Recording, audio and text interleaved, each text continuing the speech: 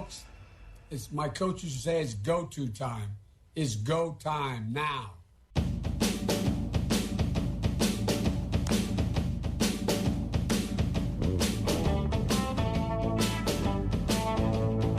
Welcome to the Kyle Olson Show. As if the unprecedented nature of the election wasn't bad enough, there was total chaos in Wayne County at the Board of Canvassers meeting this week. The Wayne County Board of Canvassers, which is 2 Republicans and 2 Democrats, were deadlocked on certifying the election results. That led to a deluge of threats and personal attacks from people attending the virtual meeting.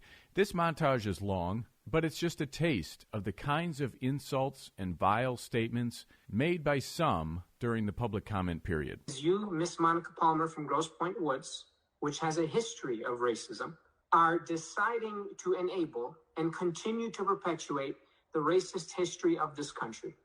And I want you to think about what that means for your kids. You'll probably go to Grosse Pointe North. So I'm not going to try to change your mind. I just want to let you know that the Trump stink, the stain of racism that you, William Hartman, and Monica Palmer have just covered yourself in is going to follow you throughout history. Your grandchildren are going to think of you like Bull Connor or George Wallace. Monica Palmer and William Hartman will forever be known in southeastern Michigan as 2 racists who did something so unprecedented that they disenfranchised hundreds of thousands of black voters in the city of Detroit because they were ordered to.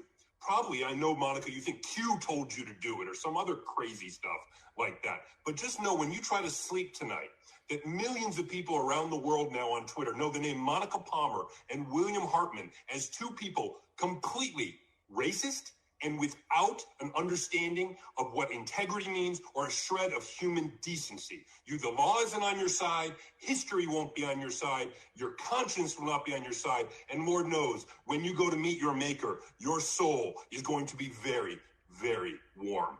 It has been made very clear here tonight that there was an agenda from the both of you. And I hope that the both of you go home tonight and read up on systemic racism, because what the both of you are doing right now is adding to systemic racism. My name is William M. Davis. I'm the elected police commissioner in the state of Detroit. I represent 100,000 people in the west side of Detroit. I'm president of the Detroit Active Retired Employee Association. We have thousands of city retirees all over the state of Michigan. And I'm also president of the Detroit chapter of National Action Network. And I am appalled at the action of these 2 so-called Republicans. I would say y'all Confederates. Y'all not Republicans. Y'all are the party of Trump. And I will personally see that if we have to pay for, if Wayne County has to pay for anything, you 2 should have to pay for it, and you should be charged. I think also both of y'all should have ethic charges brought up on you. I know one of y'all already do have some ethic charges, but both of y'all should. And both of y'all should be aware of the fact that we're no longer going to sit around and let white people take advantage of black people. Your day is coming. Have a good day. Y'all are Twitter famous. You're famous already. It's already all over the world. The Globe, the Times, everywhere has your names all over it. You're up there with George Wallace and Bull Connor and all those people. Those crazed MAGA people have passed their putrid torch onto you 2. We could appeal to morality, but you don't have any. We could appeal to your conscience, but you don't have any.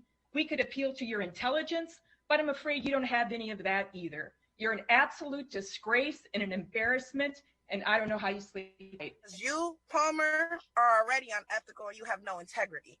And you, Hartman, you're unethical and you have women issues because you have been silencing women. And I am tired. I've been silenced 3 times. First, being born as a black woman.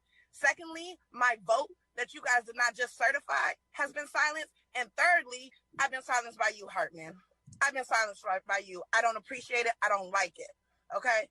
We are going to come for y'all heads. You guys are not right. You are unethical. I did not mute her. Ashley, you are unmuted. For some reason, maybe you hit your button. Hold on, let me find you again. No, I didn't. And now that's 4 times. That is 4 times you have silenced me. And Monica, you have clearly shown your racism by your motion to exclude Detroit from certification. Your racism is apparent to the entire world, and I'm so glad that everyone has gotten to see it. Your issue, William Hartman and Monica Palmer, is that you're racist. The bias of you, Mr. Hartman, is clear, not just with your rationale not to certify this election, but the way you have selected people to make public comments. It appears you pick white-sounding names, assuming that they will support your action. Just wanted to have that on record. Hello, this is Pastor Edward Pruitt. I'm out of Westland Church in Livonia. First thing I want to speak and say, how dare you? You picked other people because you could pronounce their name. That is a shame. Shame on you. Your racist ignorance was showing. Your actions today demonstrates that your heart is darker than those you have disenfranchised. It is a sad day in Michigan. Your children will be, because children these days, they see things different than the parents do. Your children will be disgusted. And I am saddened that you have influence over them. I am shocked but not surprised that the Republicans have remained consistent with their overt racism, partisan games, and continued desperate attempts to undermine democracy. The voters who are the real patriots in this great nation, who have already decided the outcome of this election, will not forget how low you were willing to go. Monica Palmer, who again is not here, and you, William Hartman, the people know your name, we know your record, and we will be sure that it is you who remembers us the next time you try to seek public office. And in case you missed it in the comments in the Zoom chat, we are still live streaming to make sure your racism and bigotry is permanently on the public record. We need to be thinking rationally. The display of racism, it makes me so ashamed. It makes me ashamed. I'm sorry for your descendants who will be so ashamed of you. I am ashamed of you. I'm not even related to you. Your racism is very apparent, and I don't know how you sleep at night. And because this is on the record, Monica, your daughter is going to look at you and discuss, because she's going to know, and this is going to affect her, because people will ask her, why is your mother a racist? That your ancestors see that your descendants see this, and I hope they are nothing like you. I pray to God that they are nothing like you. I pray to God that Monica hears this and that she feels it wherever she is, the same emotions that made her get up and walk away from that table. I pray she feels it all night long and for the rest of her life. Can you believe that? The first guy just got elected to the State House of Representatives. That's the way he's talking to the Wayne County Board of Canvassers. The second guy is a vice president at Wayne State University. The third guy, as you heard, identified himself as a Detroit police commissioner. He led his statement with his official capacity, and he said those two individuals should be charged. After all of this, on Wednesday, the two Republican canvassers, William Hartman and Monica Palmer, filed affidavits announcing they were rescinding their rescission. So they initially voted against certification, then they reversed that. Now they're attempting to reverse that. Secretary of State Jocelyn Benson, who will not, by the way, under any circumstances, even give a passing glance at the over 100 allegations filed in affidavits by counting observers, quickly came out and said, "Too late, your job's done, thanks." Of course she would. I'm very careful to report only what I know or speculate based on solid information. But don't you think if you were Secretary of State and you had over 100 affidavits sitting in front of you full of horrifying stories about what observers allege they saw, under penalty of perjury, mind you, don't you think you'd want to get to the bottom of that? Several of those speakers argued that the results should be certified because the board certified the August primary, which was even more out of whack. I agree. That makes it more difficult for the board to have any integrity. But is that really an argument? You approved bad numbers in August, so you need to approve bad numbers now? Really? Just keep the corruption going so Joe Biden can win? This is the Saul Alinsky win by any means necessary playbook. The Michigan legislature says it's going to conduct an audit. I'm not sure how serious that is. We'll have to wait and see. But if Republicans ever want to win another election in Michigan, they have to ensure there is integrity. That doesn't mean suppress votes. That doesn't mean single people out. That means only legal, legitimate votes are counted, and they're counted in an above-board, transparent, consistent way. That's all we're asking. Shouldn't be difficult. This is the Kyle Olson Show. We'll be right back.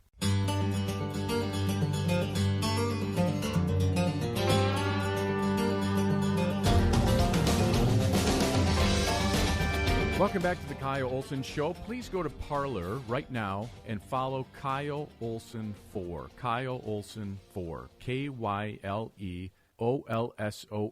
and the number 4. All right. Last Sunday, Governor Whitmer moved our state backwards. I don't need to tell you that. There's a lot of anger, a lot of frustration. I'll be talking later to State Representative Maddock, who is one of a group of Republican legislators introducing articles of impeachment against the governor. He told me earlier this week that the Sunday announcement was the straw that broke the camel's back. Of course, he's sitting in a position of power. The legislature should be included in these decisions, but the governor is just ignoring them and operating unilaterally. She can't do that, and the legislature can't let her get away with it. If they do, and she acts like she has been for the last 6+ months, we'll have what I'm about to play for you. Matt Maddock isn't the only one venting his frustrations. Here is Kelly Stafford, the wife of Detroit Lions quarterback Matthew Stafford. I'm so over it. I'm over living in a dictatorship that we call Michigan. I understand there's a pandemic, and I understand it's very scary. I'm scared of it too. If you are at risk, do not leave your house until there's a vaccine. But shutting down all these small businesses, things that people have worked their life for, shutting them down again is not the answer, because they will not make it. So once we are able to leave our house, once this dictatorship decides to let us have some freedom, there will be nothing left. I'm just over it. I see all these people, and it brings me like to tears. Believe me, I know there's people out there that are stating, that's really ignorant of you. How could you say that? Listen, I know not everybody's going to agree with me. Not everybody's going to agree with my every move I make. That's life, okay? We state our opinions, we move on. This is my opinion. I feel for these small businesses. I feel for, it's not that I don't feel for the people that have COVID or the hospitals. I do. But this is my opinion. I do not feel like I do not like living in a place where they tell me what I can and cannot do. I live once. Again, this is my opinion. You have yours. Everyone has their own.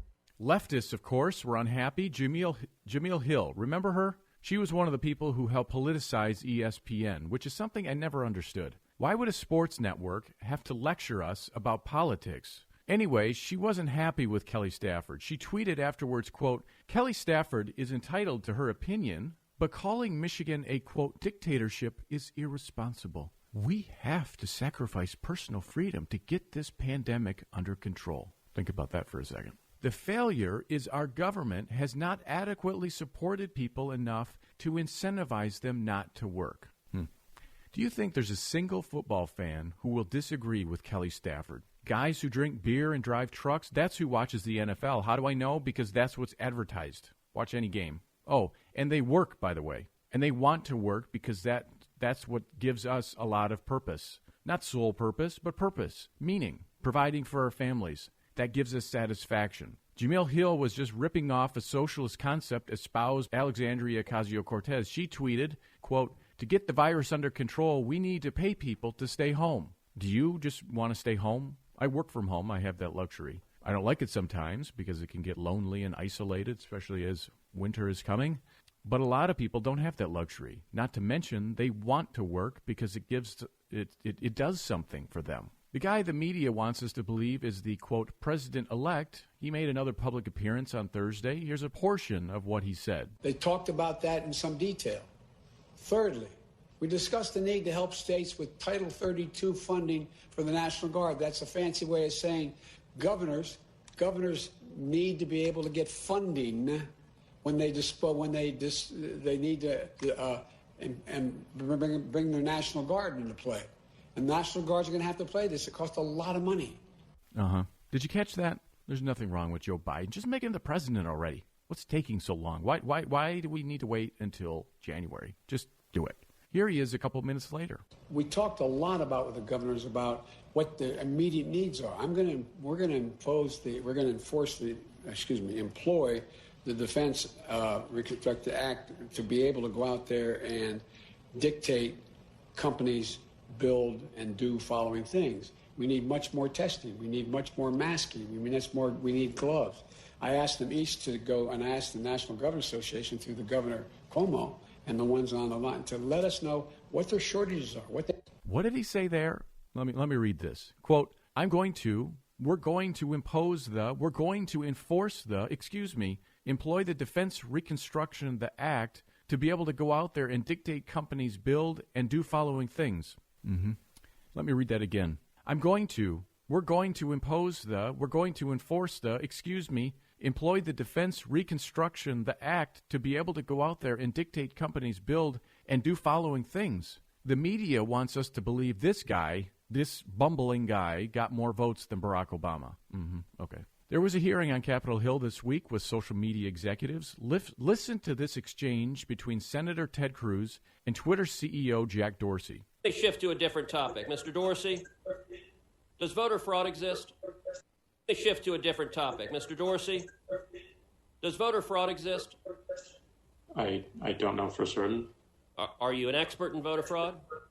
No, I'm not. Well, why then is Twitter right now putting purported warnings on virtually any statement about voter fraud? We're simply linking to a broader conversation so that people have more information. No, you're not. You put up a page that says, quote, voter fraud of any kind is exceedingly rare in the United States. That's not linking to a broader conversation. That's taking a disputed policy position. And you're a publisher when you're doing that. You're entitled to take a policy position, but you don't get to pretend you're not a publisher and get a special benefit under Section 230 as a result. That link is pointing to a broader conversation with tweets from publishers and people all around the country. Mr. Dorsey, would the following statement violate Twitter's policies? Quote, absentee ballots remain the largest source of potential voter fraud. I imagine that we would label it so that people can have more context. How about this quote? Quote, third-party organizations, candidates, and political activists. Voter fraud is particularly possible where, quote, third-party organizations, candidates, and political party activists are involved in, quote, handling absentee ballots. Would you flag that as potentially misleading? I don't know the specifics of how we might enforce that, but I imagine a lot of these would have a label pointing people to a bigger conversation. Well, you're right. You would label them because you've taken the political position right now that voter fraud doesn't exist. I would note both of those quotes come from the Carter-Baker Commission on Federal Election Reform. That is Democratic President Jimmy Carter and former Secretary of State James Baker. And Twitter's position is essentially voter fraud does not exist. Are you aware that just 2 weeks ago in the state of Texas, a woman was charged with 134 counts of election fraud? Are you aware of that? I'm not aware of that. If I tweeted that statement with a link to the indictment, would you put a warning on it that says, well, the Democratic Party position right now is voter fraud doesn't exist? I don't think it's useful to get into hypotheticals, but I don't believe so. You don't believe so? Well, we're going to test that because I'm going to tweet that and we'll see what you put on it. This is why I plugged Parler earlier. It's the only place that respects our First Amendment rights. Kyle Olson 4. Kyle Olson 4. KYLEOLSON and the number 4. Join me there. You can stay on Facebook and Twitter and constantly battle content moderators who hate your views and probably hate you too, or you can go to a place where your voice is not censored. It's up to you. This is the Kyle Olson Show.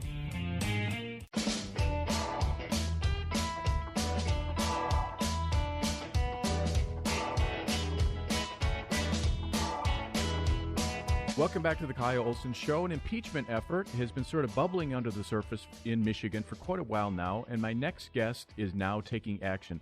Maddock was just elected to a second term in the House of Representatives, so thanks for being here today. Hey, pleasure to be here, Kyle, and thanks for taking the time to cover this really important issue. So what put you over the top and made you decide to pursue impeachment? You know, I mean, where do you want to start? I mean, let's talk about the people that died in nursing homes, thousands and thousands of our loved ones and our most vulnerable who died in nursing homes. I guarantee you this, Kyle. If she had not carved out the legislative process and the legislators out of her decision-making process, like we asked her not to do, okay, there would have been open debate and discussion on the House floor and in the Senate about whether or not it's a good idea or a bad idea to send people who are COVID positive into our nursing home, people who are frail. And I guarantee you this: there would not be one vote on the House or the Senate floor that would have allowed her to do that and thought that was a good idea. Okay, well, go ahead. No, go ahead. Well, I was going to say that to me, of all of the reasons, that is the most egregious and unforgivable that she did that. And I think you're exactly right. If there was legislative oversight for that specific issue, that would not have happened. Not have happened. Yep. Yeah. Go ahead. Let's talk about all the people that have denied just regular medical attention. The women out there who had double mastectomies that can no longer get themselves back to normal. We've got college and high school students being denied their educational opportunities, scholarships. We can talk about this for hours. Suicides are up, depression amongst high school and high school kids and college kids, depression amongst all of us, increased rates of suicide, increased rates of alcoholism, drug abuse. We can go on. Not even talking about the livelihood she's destroying of these families and the people that own businesses. It's just she's a mean Karen, is what she is.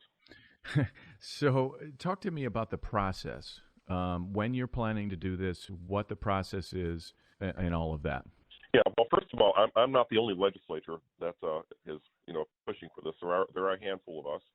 State Representative Bola Faith has actually filed the impeachment paperwork.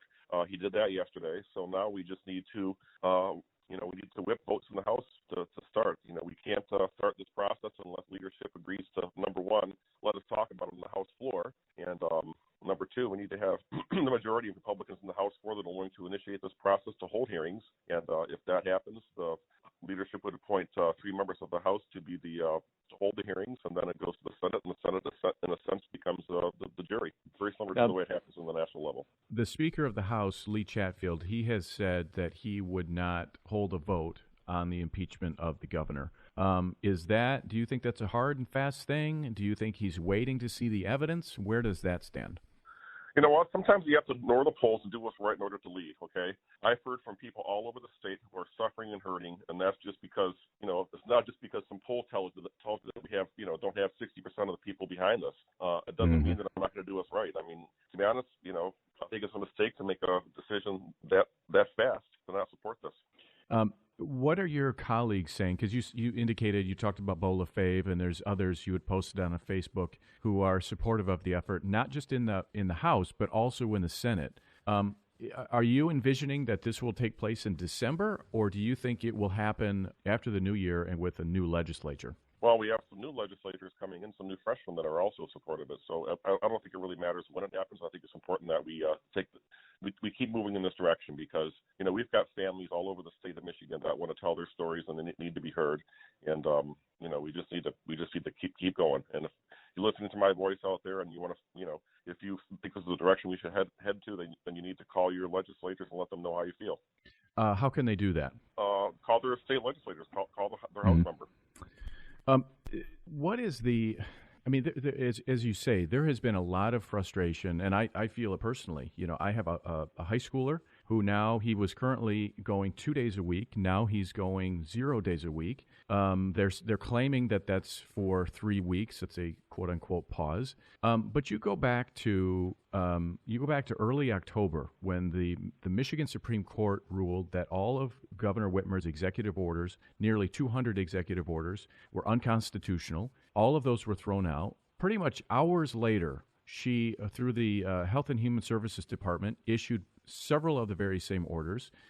In I think the opinion of many people, she was just sort of thumbing her nose at the Supreme Court. What else can the legislature do? That's a great question. What else can we do? Look at what we've done, okay? First of all, we flattened the curve without masks. Then she asked us to wear masks. We did that. Then she asked us to wear masks again. We did that. She shut down the economy. We did that. I'm seeing a pattern here that's just continuing over and over and over again. We are being obedient, okay? She's not.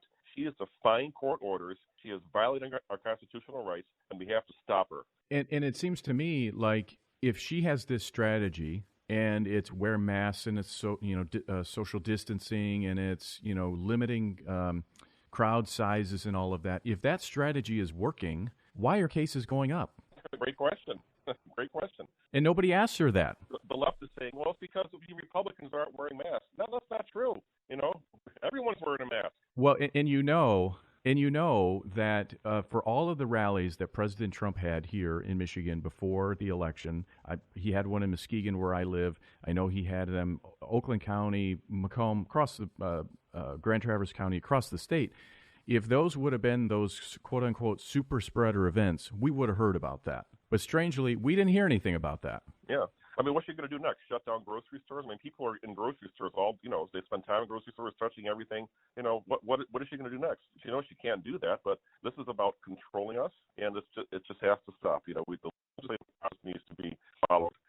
We need to have a lot of smart people, and these people need to start making decisions because that's what we were elected to do. And a lot of people have who are sort of negative on impeachment are saying, well, it'll go to the Senate, and then you need 4 of the 16 Democrats to cross party lines and vote to convict her and remove her. But to me, the impeachment process, that's the opportunity where you can have an investigation, you can have hearings, you can compel testimony, you can compel documents.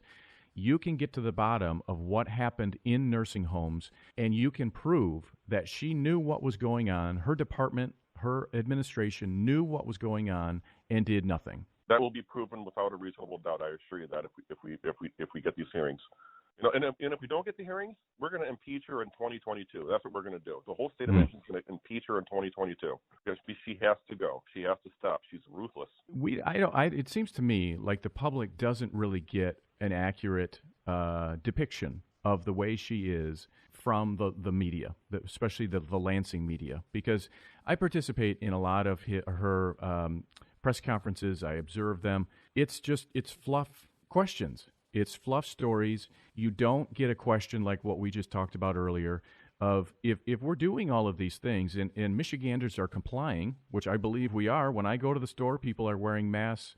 We're social distancing, all of those things. People are complying.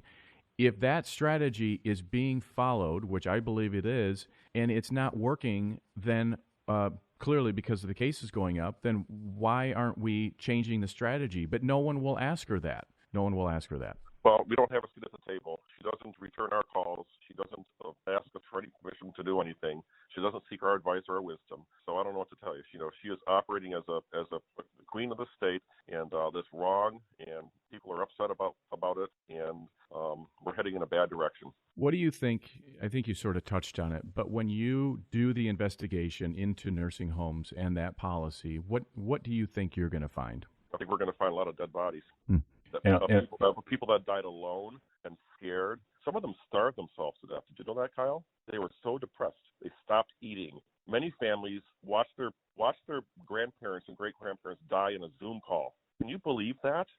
This should have never, ever, ever happened. Well, the blood is on her hands. Yeah, and that, as I said earlier, that's the investigation that needs to be done. That is the egregious policy that needs to be exposed, and there needs to be accountability for that. And you know what? Not every member is going to be excited about what I'm doing. I'm receiving a lot of flack from leadership. There's been threats made. I've received death threats. My family's received death threats. We've got people coming after us left and right. But you know what? This isn't about putting a poll out there to find out whether or not this is the right thing to do. This is the right thing to do. And if you're listening to me and you're one of my colleagues, for example, just get on board with this, just to hold those hearings to find out what she did with our seniors. State Representative Matt Maddock, thanks for joining me today. Great, Cal. Thanks for having me on.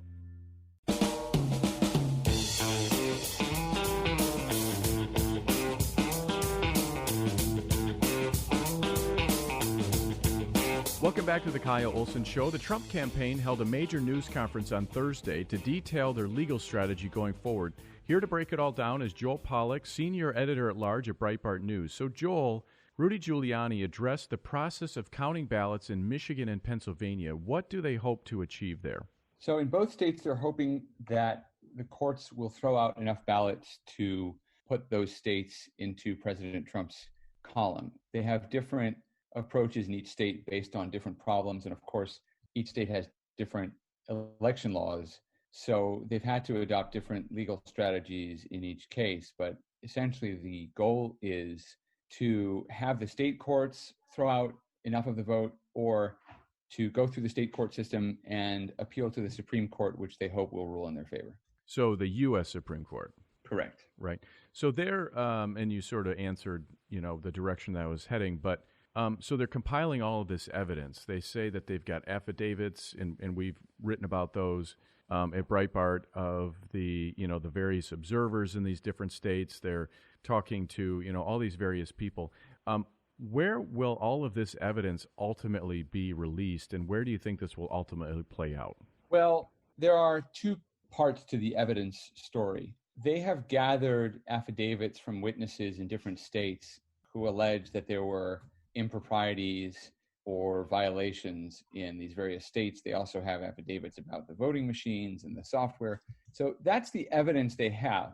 When you go into court, there's another kind of evidence which emerges in discovery. In a civil litigation, there's a process of discovery where each side has to provide the other side with evidence that might be relevant to their case. It's a unique feature of the American legal system, and it's one of the ways you actually do an investigation during a civil litigation process. So there's some evidence that is not in the control of the president's attorneys, that is entirely in the control of state election authorities, and the Trump campaign wants to get at that evidence. So they have some evidence, they need more evidence, they may get that evidence. It depends on whether the courts allow the lawsuits to get to that point. To get to discovery, you have to have a legal claim that can be relieved by the courts. If they're suing over a small number of ballots and it's not going to change the outcome, the court's not going to let them have discovery. But if they can make a convincing enough legal argument that there are enough votes at stake and the issues are serious enough, then they'll get to discovery and they'll get more evidence. But this is a unique situation where you really have a deadline in terms of, the Electoral College meeting, the inauguration, all of that.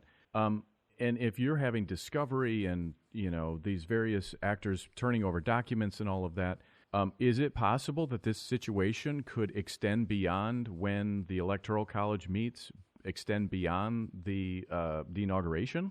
It is possible. I wrote back in September, I think I was actually the first to write this, that given the probability of a disputed outcome because of vote by mail, it was possible that the election could be decided by the House of Representatives because no candidate would get a majority in the Electoral College.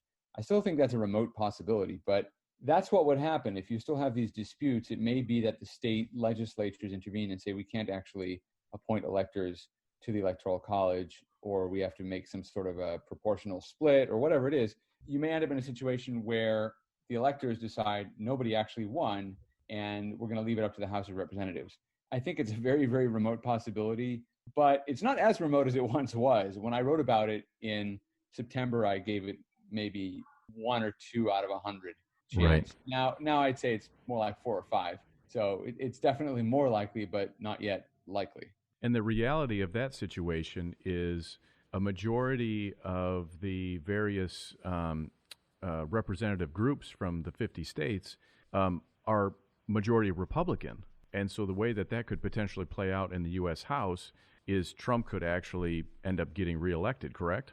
He could end up getting reelected by the House, right? The 12th Amendment provides for this process, which hasn't been used since 1824 when John Quincy Adams was elected president over Andrew Jackson. But that is what the 12th Amendment allows, and it could conceivably see Donald Trump be elected. Now, it would presume that the Republicans in the House would vote for the president. There may be some state delegations that decide to do things differently. They may not like deciding the election this way. They might throw it to Biden. Who knows? But theoretically, at least, if Republicans hang together as a party, they should be able to elect the president. Now, Sidney Powell, who is on Trump's team with Rudy Giuliani and others, Jenna Ellis is another one. She has made some shocking claims about voting software and the ability to change vote totals. Explain the crux of that. I'm going to give you the best explanation I can. I don't know all the ins and outs of it, but as far as I understand, the claim is that the voting machines process the votes using a software system that can be calibrated to assign a particular weight to votes from different candidates according to some kind of algorithm. And the claim she made is that the algorithm was designed to weight votes for Joe Biden more heavily than for Donald Trump. And the reason the counting had to be stopped, and I think that's disputed, by the way, I'm not sure it was stopped everywhere, but there's this idea that in the middle of the night, everything stopped and they found a bunch of new votes for Joe Biden. The argument is that there were simply so many people showing up unexpectedly for Donald Trump that the algorithm wasn't strong enough. In other words, they had it calibrated to weight votes to Joe Biden and to underweight them for Donald Trump. But even that formula wasn't good enough because there was such a turnout for Trump. So they had to stop and find a bunch of extra mail-in ballots. It's a narrative that fits some of the observed facts, but that doesn't mean it's correct. There are other ways of explaining the same thing, such as the idea that the system just counted the votes properly or as close to properly as it would under any other circumstance. And the problem with mail-in votes is that's how they work. They come in late. Anybody who's watched elections in California, particularly if you're a Republican, has had that same sinking feeling, winning on election day and then watching as these mail-in votes come in. And it's always tempting to assume it's fraud because it always looks and feels so unfair. Kamala Harris, by the way, in her race for California Attorney General, lost on election day back, I think it was in 2010. She was losing, and then the mail-in votes came in and she won. So we would have a very different election in 2020 if that hadn't been a feature of California's own vote-by-mail system. Once you've seen it a few times, and actually this year, Republicans won a couple of House seats in California that way, where Democrats were winning on election night and the mail-in votes came in for Republicans. Republicans have learned in some places in California, at least, to compete with the mail-in votes. But the first time you've seen it, it's quite shocking and disheartening. So I can understand why people might come up with other explanations. I think the likelier explanation is that this is just what happens with mail-in votes. I don't think that everything that happened with mail-in votes was kosher, by the way. I think the Democrats probably did do some things that were not right, but I don't think it was down to the software. In any case, it's very hard to prove. She'll have a chance in court, hopefully, but that's the part of the story that I think is least credible. However, Rudy Giuliani said he doesn't need that part of the story to make his case, that just with the violations of the election law alone, violations of procedures on observers and so forth, signatures, just with that, he says they can overturn enough votes for President Trump to win the election. We'll see. Well, and we keep hearing from the media and some like Mitt Romney that there's no evidence of, quote, widespread voter fraud. But fraud doesn't need to be widespread to be effective, does it? No, it just needs to be targeted. In fact, you wouldn't want the fraud to be widespread because that would increase the chances you get caught. The idea that there's no widespread fraud it's just a red herring. Nobody's arguing there's widespread fraud. I saw Romney say something else, by the way, which really bothered me. Romney said that to allow the state legislatures to wade into the election would be undemocratic.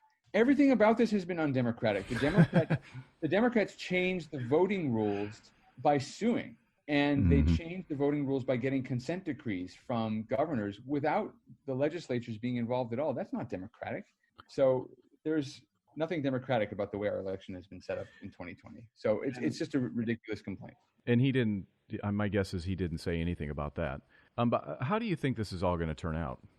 I think it's likeliest to end up with Joe Biden as president. But I think one thing that's important to remember is that Democrats always insist that their own candidates fight for every vote. So Donald Trump, who, remember, lived most of his political life as a Democrat, is just doing what Democrats demand of their own presidential candidates, which is to fight as hard as they can for every vote. He's doing that. That's what it looks like. This is what it looks like when you fight hard. And then he has said many times he'll respect the decisions of the courts. So I think the courts will decide. The odds are very much against him. So he's likely to lose. And again, it's not because of the merits of any particular individual claim. It's just like betting on the trifecta at the horse track. You know, when people did that, you can't just pick the winner. You've got to pick 1, 2, and 3. He's got to win in 3 states to overturn the results of the election. And he's got more than 3 to pick from, but he's still got to win at least 3 of those. And each of those is a low probability event. So it's really a long shot. So I would think that Joe Biden is the likely next president, but I think Donald Trump's got to make his case. He's got to be given room to make his case. That's what the rule of law requires, and everybody complaining about it should just chill. Joe Pollak, Senior Editor at Large at Breitbart News. Thanks for joining me. Thank you. Take care. Thank you so much for joining me today. For more of my work, go to Breitbart.com or find me on Twitter, Kyle Olson 4. Use the same handle for Parler, Kyle Olson 4, KYLEOLSON and the number 4. This is The Kyle Olson Show.